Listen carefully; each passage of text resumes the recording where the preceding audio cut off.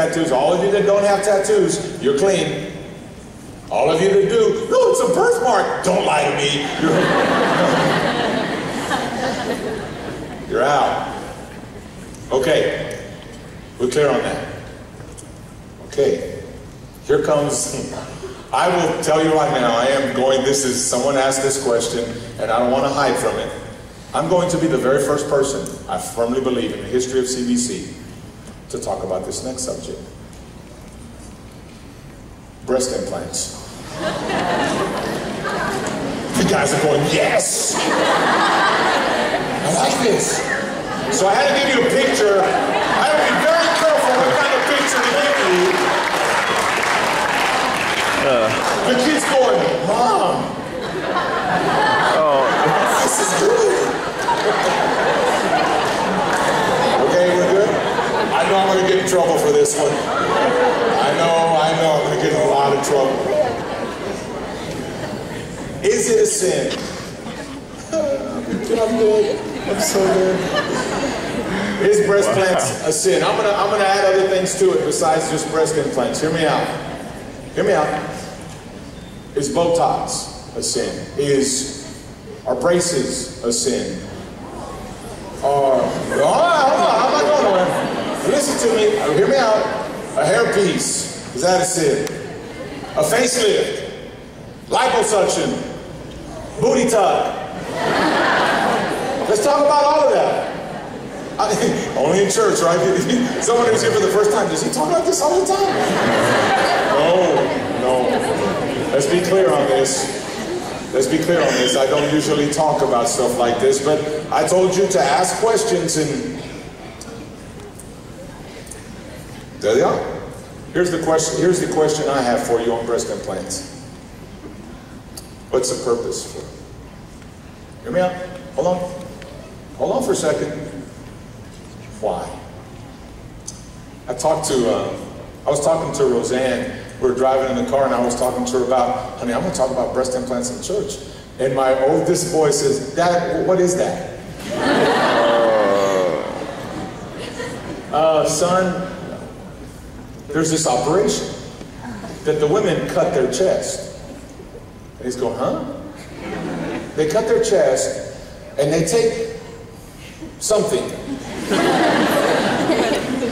and they put it in their chest, and then they close it back up. And this is what my son said. Ooh, that's gross. And my wife looked at me, I said, he won't feel that way in 4 years.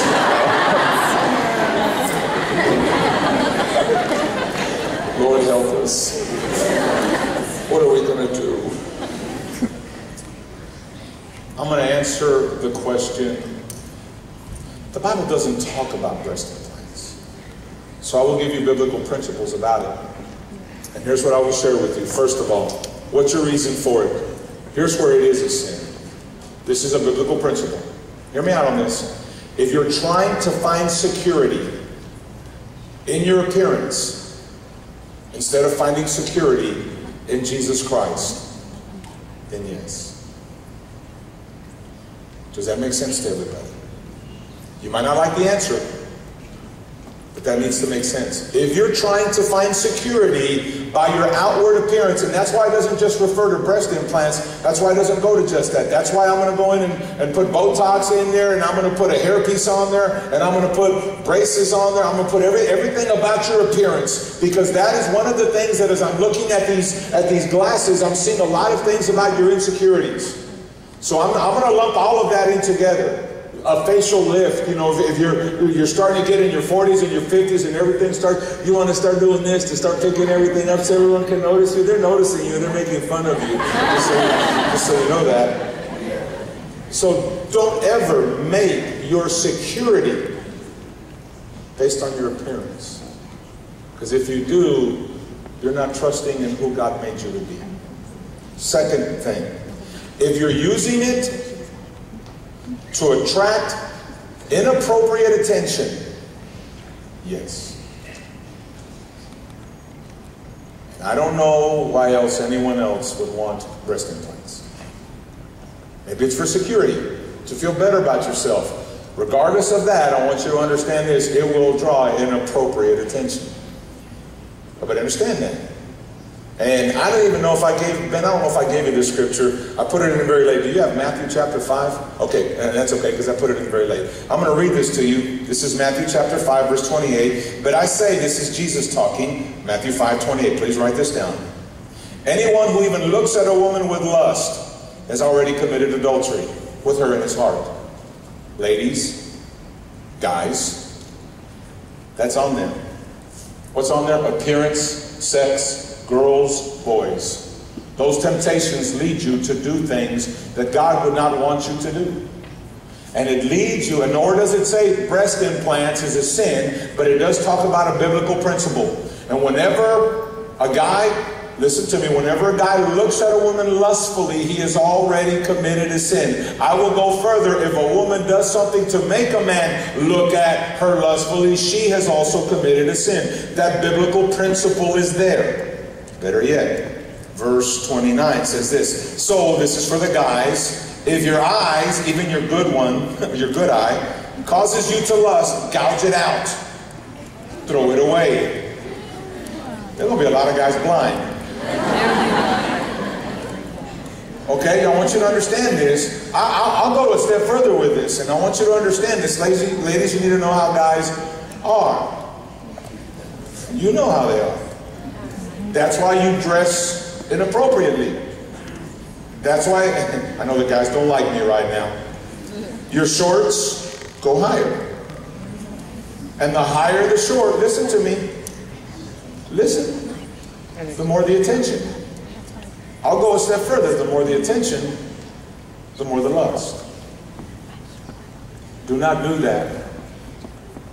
Do not do anything to be a stumbling block for others.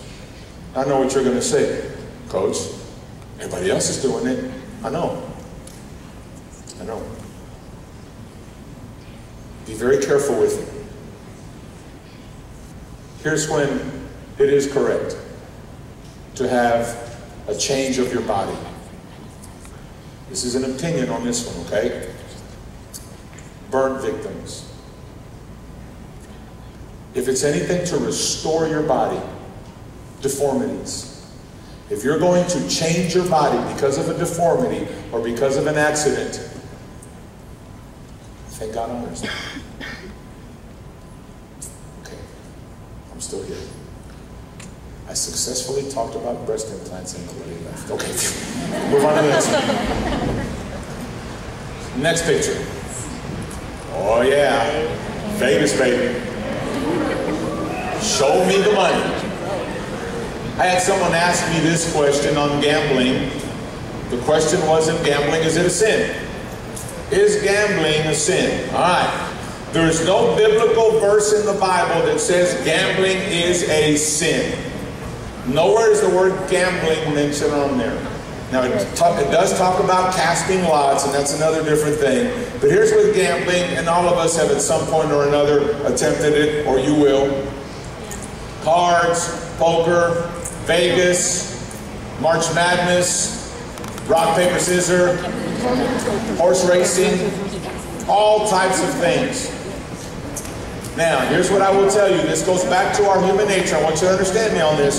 You start doing something for a while, and then after a while you do it once a month, and then after a while it's twice a week, and then after a while, here's when it starts going awry, and here's where it starts going bad. When all of a sudden you start now spending your money in your mortgage, you take the money out of your mortgage because you want to make more money. If I have $3,000, if I have $4,000, then I'll make more money by putting it in. And now all of a sudden you're starting to put all your life, everything that you've earned and everything that you've gained, you've put it into a quick fix. So you can have one moment. If I just get lucky one time, if I get lucky one time, then I'm going to make it. God will bless me. Lord, I'll give you the 10%. I'll give you the tithes. You bless me, I'll give it back to you. I promise you. Be very, very careful with that. Because the next thing you know, you get into a gambling binge. And then you start struggling. And you lose your home. You stop, someone quits paying child support and kids who need it. Now all of a sudden, instead of spending time with your family, or with each other, you start spending it on things that aren't good for you.